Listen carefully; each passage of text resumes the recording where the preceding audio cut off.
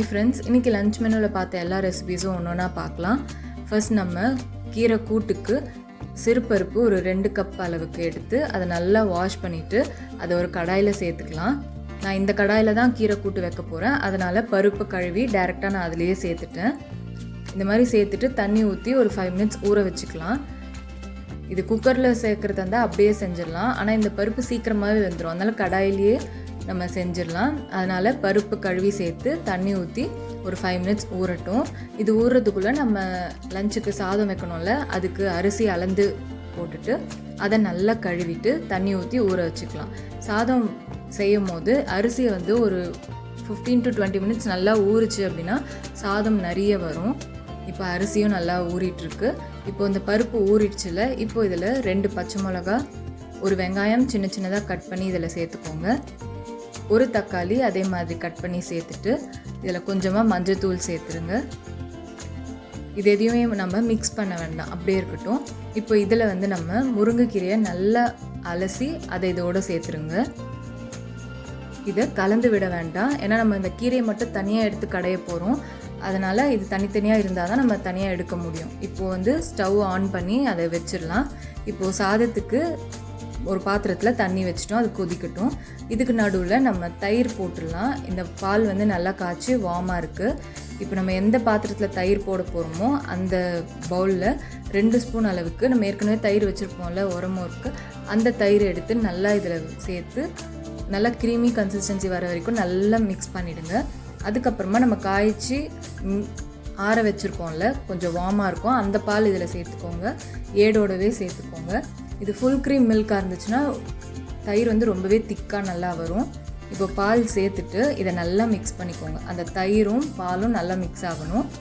நல்லா மிக்ஸ் பண்ணிவிட்டு இதை மூடி ஒரு ஓரமாக எடுத்து வச்சுருங்க. அடிக்கடி அதை ஆட்டவோ இல்லை திறந்து பார்க்கவோ கூடாது. இந்த வெயிலுக்கு 1 hour இல்லை 1.5 hours நல்லாவே தயிர் கட்டிடும். இப்போது சாதத்துக்கு தண்ணி நல்லா கொதிச்சிருச்சு. இப்போ நம்ம அரிசி அதில் சேர்த்துடலாம்.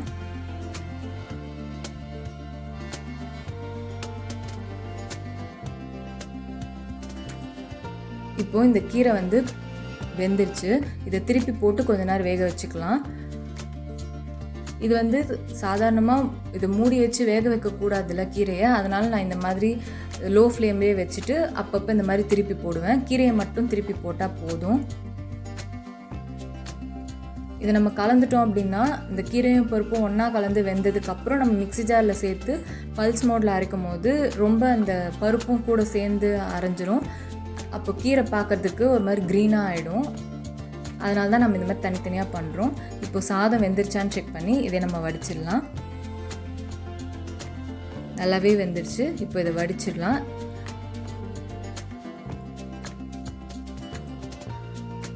இப்போ இந்த கீரை நல்லாவே வெந்துருச்சு. இப்போ இந்த கீரையை மட்டும் எடுத்து சாப்பரில் போட்டு நல்லா அதை நான் கட் பண்ண மாதிரி சாப் பண்ணி எடுத்துக்க போகிறேன்.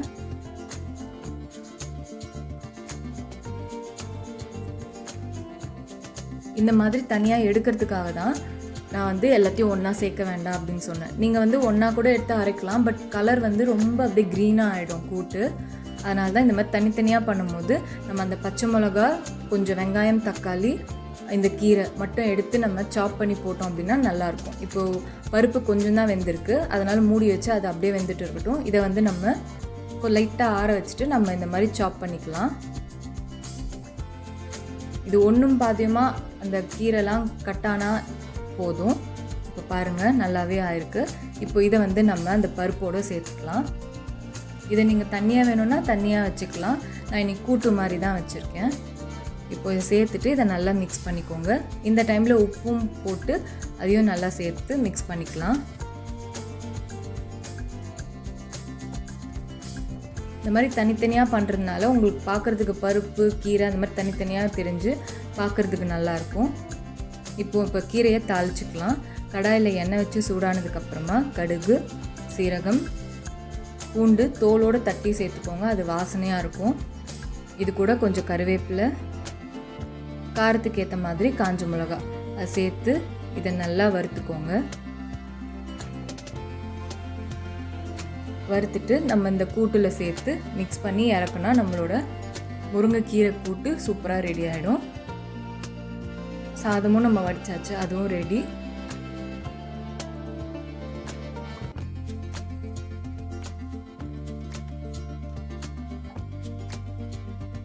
இப்போ நம்ம பீட்ரூட் செஞ்சிடலாம். அதுக்கு கடாயில் எண்ணெய் ஊற்றி கடுகு சீரகம் போட்டு தாளிச்சிட்டு பூண்டு சேர்த்துக்கோங்க. சேர்த்து அதை நல்லா வறுந்ததுக்கப்புறமா கொஞ்சம் பெருங்காயத்தூள், 1 ஸ்பூன் மிளகாய்த்தூள் சேர்த்து அதை எண்ணெயில் லைட்டாக மிக்ஸ் பண்ணிவிட்டு உடனே நம்ம பீட்ரூட் சேர்த்துடணும். இன்றைக்கி நான் பீட்ரூட்டை சாப்பரில் போட்டு தான் நல்லா குட்டி குட்டியாக கட் பண்ணி வச்சுருக்கேன். நம்ம துருவியும் செய்யலாம். இதுக்கு முன்னாடி நான் துருவியும் போட்டிருப்பேன். இது நான் சின்ன சின்னதாக கட் பண்ணி சேர்த்துட்டேன். சேர்த்து இதை நல்லா மிக்ஸ் பண்ணிவிட்டு தேவையான அளவு உப்பு சேர்த்துக்கோங்க.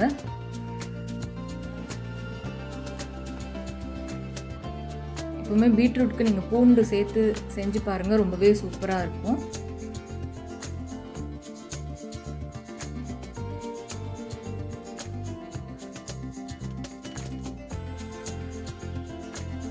இப்போது தேவையான அளவு உப்பு சேர்த்து இதையும் நல்லா மிக்ஸ் பண்ணிவிட்டு மூடி வச்சுருங்க.